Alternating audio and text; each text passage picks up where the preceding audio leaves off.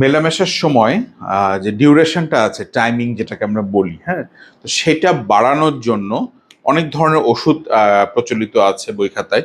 তো এই ওষুধগুলোর একটা সাইড এফেক্ট আমি আগে অনেকবার বলেছি যে ওষুধগুলোর একটা সাইড এফেক্ট থাকে যে এই ওষুধগুলোই কিন্তু পরবর্তীতে অনেক সময় ইডির কারণ হয়ে দাঁড়ায়, কিংবা ইরেকটাইল ডিসফাংশনের কারণ হয়ে দাঁড়ায়, কিংবা ল্যাক অফ লিবিডো বা এইচএসডিডির কারণ হয়ে দাঁড়ায়। তো আমরা চেষ্টা করি একেবারে ঘরোয়া উপায়ে, কোনো ওষুধ, সাপ্লিমেন্ট কিচ্ছু না, শুধুমাত্র 10টা ন্যাচারাল উপায়, যেটাতে আপনার তেমন কোনো খরচও হবে না, উপায় কিভাবে আস্তে আস্তে আস্তে আস্তে ধীরে ধীরে টাইমিংটা বাড়ানো যায়। আমরা সকলে কিন্তু ইনস্ট্যান্ট রেজাল্ট চাই, বাট এখানে জিনিসটা রেজাল্টটা ইনস্ট্যান্ট হবে না, আপনি ধীরে ধীরে ধীরে ধীরে একটু সময় দিতে হবে। Number one, slow sex.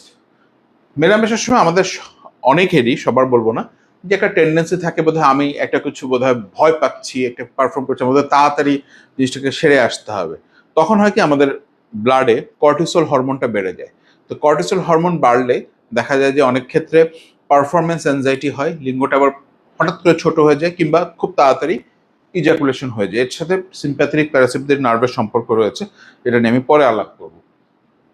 2 নম্বর হচ্ছে ব্রিদিং এক্সারসাইজ। ব্রিদিং এক্সারসাইজের মধ্যে কিছু অ্যারোবিক অ্যানারোবিক কিছু এক্সারসাইজ আছে, এটা নিয়ে, শুধু ব্রিদিং এক্সারসাইজটা নিয়ে আমি আপনাদেরকে বিস্তারিত বলবো। জাস্ট আপাতত ব্রিদিং এক্সারসাইজের মাধ্যমে যদি দীর্ঘদিন আমরা করি, তাহলে আস্তে আস্তে আস্তে আস্তে আস্তে আস্তে এই অ্যাবডোমেনে বাতাস ভরে রাখা বা বাতাস ছেড়ে দেওয়া, এটার মাধ্যমে, বা হামিং কিছু এক্সারসাইজ আছে, এটার মাধ্যমে এটা সম্ভব। স্টপ অ্যান্ড স্টার্ট, এটা খুবই ফেমাস একটা প্রসিডিউর। সেটা হচ্ছে যেই মুহূর্তে আপনার সংবেদনশীলতা একবারে চরমে পৌঁছাবে, ধরেন আপনি বুঝতে পারছেন যে এখন ইজাকুলেশন সময়, সেই মুহূর্তে স্টপ করে ফেলা ইজাকুলেশনটা, আবার একটু 1-2 মিনিট বিরতি দিয়ে আবার ইন্টারকোর্স শুরু করা। তো এটা হচ্ছে স্টার্ট অ্যান্ড স্টপ মেথড বলে এটাকে, এটা আপনারা অ্যাপ্লাই করতে পারেন। আর এটা খুবই ইম্পর্টেন্ট হচ্ছে কেগাল এক্সারসাইজ। তো অনেকে প্রশ্ন করে যে কেগাল এক্সারসাইজ কোনটা করব, কিভাবে করব। দেখেন, অনেক ধরনের কেগাল এক্সারসাইজের নিয়ম আছে। তো এটা হচ্ছে আমাদের পেলভিক ফ্লোর, যে মাংসপেশি আছে, যে বা যে মাসেল আছে, এই মাসেলটাকে শক্ত করে, স্ট্রেংথেনিং করে। তো এই মাসেলটা যত শক্ত হবে, তত আমাদের প্রিমেচুর ইজাকুলেশন আস্তে আস্তে সারবে। ধরেন আপনি প্রস্রাব করতে গেলেন, প্রস্রাবটা একটু ছাড়বেন, একটু চেপে ধরে রাখবেন, একটু ছাড়বেন, একটু চেপে ধরবেন, এটাও কিন্তু এক ধরনের কেগাল এক্সারসাইজ। তো এই এক্সারসাইজটা আপনারা কিন্তু খুব সহজেই করতে পারেন। এর জন্য আলাদা করে এক্সারসাইজের টাইম বের করা বা জায়গা বের করার কোনো প্রয়োজন নেই। আপনি যখনই প্রস্রাব করতে গেলেন, একটু ছেড়ে কিছুক্ষণ হোল্ড করে রাখবেন, আবার একটু ছেড়ে কিছুক্ষণ ধরে রাখবেন। তো এভাবেই এটাকে করা সম্ভব। খাবারের মধ্যে একটা টনিক আছে, সেটা হচ্ছে, যদি যাদের ডায়াবেটিস নাই, 1 গ্লাস দুধ নেবেন, এর মধ্যে 4 থেকে 5টা বাদাম, 1 কোয়া রসুন, 1 চামচ মধু, আর 2টা খেজুর, এটা ব্লেন্ড করেও নিতে পারেন, অথবা জিনিসটাকে গুলিয়েও নিতে পারেন। এটা বেশ ন্যাচারাল টনিক হিসেবে কাজ করে আপনার প্রিম্যাচুর ইজাকুলেশনের ক্ষেত্রে। এরপরে হচ্ছে পায়ের ব্যায়াম বা লেগ এক্সারসাইজ। লেগ এক্সারসাইজের মধ্যে এই 2টা হচ্ছে আপনার পেলভিক ফ্লোরের মাসেলকে খুব শক্ত করে। একটা হচ্ছে স্কোয়াট, উপর থেকে নিচে বসা, ওজন নিয়ে হতে পারে, না ওজন ছাড়াও হতে পারে। আর একটা হচ্ছে ক্লাইম্বিং। ক্লাইম্বিং মানে হচ্ছে, এটা 2 ভাবে করা যায়। একটা হচ্ছে আপনি খুব সহজে যেটা করতে পারেন, সেটা হচ্ছে সিঁড়ি উঠতে পারেন। ধরেন আপনার বাসা 5 তলায়, কিংবা আপনার অফিস 4 তলা বা 5 তলা বা 7 তলায়, তখন আপনি উঠলেন, নামলেন। এই ক্ষেত্রে কিন্তু দেখা যাচ্ছে এই ক্লাইম্বিং এক্সারসাইজটা করলে আপনার পেলভিক ফ্লোরের মাসেল স্ট্রেংথ বাড়ে। আর সাথে হচ্ছে আরেকটা ভাবে ক্লাইম্বিং এক্সারসাইজ করা যায়। আপনি যদি ট্রেডমিলে ব্যায়াম করেন, দেখবেন যে একটা অপশন থাকে ইনক্লাইন।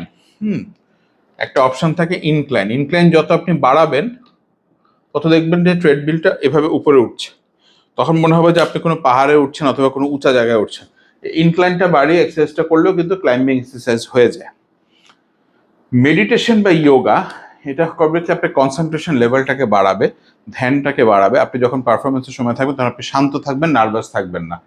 ভিটামিন ডি, আমরা সকালে অবশ্যই হালকা ঢিলেঢালা কাপড় পরে রোদে হাঁটবো, কুসুম রোদে, মিষ্টি রোদে।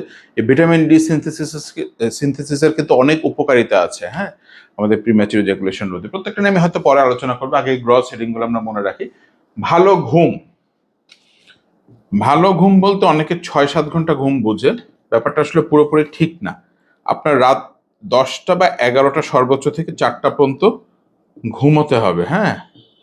কারণ এই সময় আমরা ডেল্টা স্লিপে যাই। ডেল্টা স্লিপ, এই ডেল্টা স্লিপটা খুবই ইম্পর্টেন্ট। এই সময় আমাদের মেলাটোনিন রিলিজ হয়, যেটা আমাদের টেস্টোস্টেরনকে বাড়ায় দেয়। তো এই ঘুমটা কিন্তু এই সময়টাতে হওয়া খুব ইম্পর্টেন্ট। লাস্ট হচ্ছে আরেক ধরনের জিঞ্জার টনিকের কথা আমরা বলি, সেটা হচ্ছে 2 চামচ মধুর সাথে একটু আদা বা জিঞ্জার কুচি করে আপনি খেয়ে ফেলতে পারবেন। তো এই 10টা ঘরোয়া উপায় আপনারা মনে রাখবেন।